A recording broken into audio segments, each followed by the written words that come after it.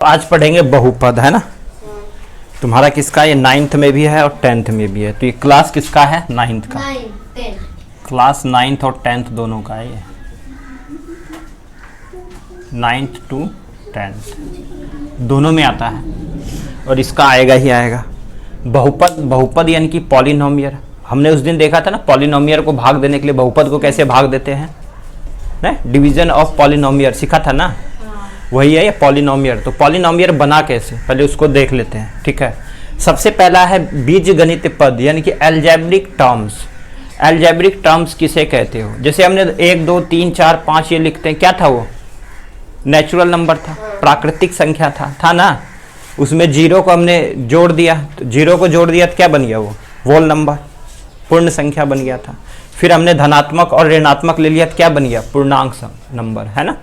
तो इसी तरह से बीजगणित पद में क्या आता है, एल्जेब्रिक टर्म्स कैसे बनता है, बीजगणित संकेतों अर्थात चर बोल लो, चर बोल सकते हैं उसी को। चर किसे कहते हैं, यहां समझ आ जाएगा ना। चर और संख्याओं के गुणनफल को बीजगणित पद या केवल पद कहते हैं। या तो केवल पद बोल दो या बीजगणित पद बोल दो। जैसे एग्जाम्पल के तौर पे हमने यहाँ क्या लिया, 2x, हम लिखते थे पहले 2, अब हमने इसमें क्या जोड़ दिया, x। यही जो x इसमें गुना हुआ ये क्या बन गया, बीजगणित पद बन गया। इसी को हम बोलते हैं चर। क्या बोलते हैं, चर।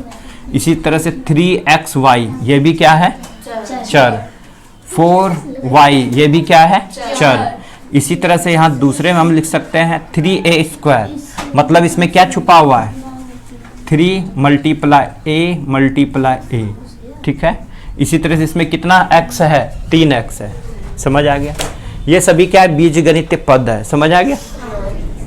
बीजगणित पद अभी तुम इसमें भी सीखोगे, 8 क्लास में भी है, दे देगा 4a + 3a + 3b + 4b करो, तो एक जात वाला एक जात के साथ जुड़ेगा।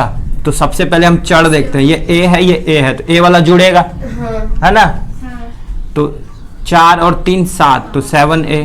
फिर यहाँ प्लस है, प्लस, फिर ये दोनों एक जात है तो ये जुड़ेगा 7b। अब लेकिन इसमें कॉमन है, दोनों में क्या है, 7 कॉमन है, तब हम इसको 7 बाहर ले सकते हैं, तो a + b ये हो जाएगा आंसर। ये आएगा तुम्हारा 8 में। समझी, चर को जानने के लिए, चर को कैसे जोड़ेंगे, कैसे घटाएंगे, कैसे गुना करेंगे, कैसे भाग करेंगे, ये पूरा 2 चैप्टर में है तुम्हारा। दूसरा है गुणांक। गुणांक यानी कि कॉफिशिएंट। ये आएगा तुम्हारा क्वेश्चन ढूंढने के लिए 10th में भी। कॉफिशिएंट बताओ, गुणांक बताओ। किसी पद, अभी तुमने सीखा पद, ये सभी क्या है, पद है। किसी पद में गुना करने वाले जो संख्या, जो हमने आगे संख्या लिया है, ये संख्या लिया है, ठीक है।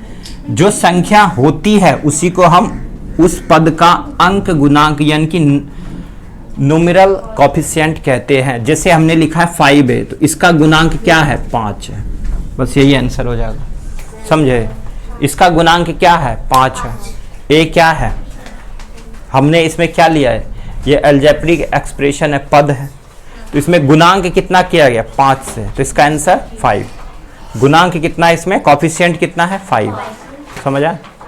अगला पद का घात, वैसे ये आता नहीं है, आएगा बहुपद का घात बताओ क्या है, ये क्वेश्चन है तुम्हारा, है ना।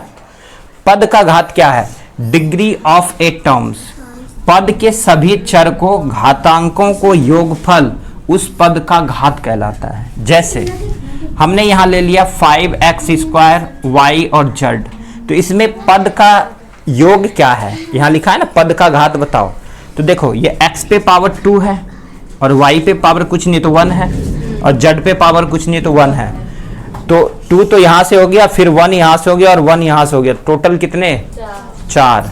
ये कब लेंगे, जब पद का घात पूछेगा, सिर्फ पद का घात पूछेगा तो सभी को जोड़ देंगे, समझ गए।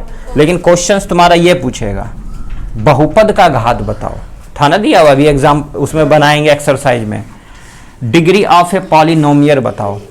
किसी बहुपद में सबसे बड़े घात, ये याद कर लेना, सबसे बड़ी घात वाले पद के घातांक को उस बहुपद का घात कहते हैं। समझ गए। और कुछ नहीं देखना इसमें, जैसे ये दे दिया, एक क्वेश्चन दे दिया, x² x³ + 7x² plus 5x plus 4, तो इसका पूछे जाएगा बहुपद का घात क्या है।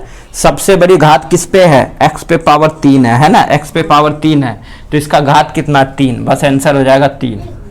और यही आएगा 10th में भी 10-10 क्वेश्चन आएंगे, समझ आया। नहीं आया तो फिर से पूछो। अगला a पे पावर 3 और b पे power 2 minus 7ab square plus 3a square b minus b minus 5। तो यहां पे देखना है कि सबसे बड़ी घात क्या है, दिख रहा है क्या, सबसे बड़ी घात क्या है, इस पे है। a पे पावर 3 है तो a पे पावर 3 कहीं है, नहीं है। b पे पावर 2 है, यही है b पे पावर 2, तो यही तो सबसे बड़ा हुआ। तो ये सबसे बड़ा हुआ। अब हम क्या करते हैं, इनके पावर को जोड़ देते हैं, अभी बताए थे ना ऊपर। तो सबसे बड़ी घात क्या हो गया 5, सबसे बड़ी घात 5। 5 कैसे आया, समझ आ गया। हाँ बस ये सीखना और यही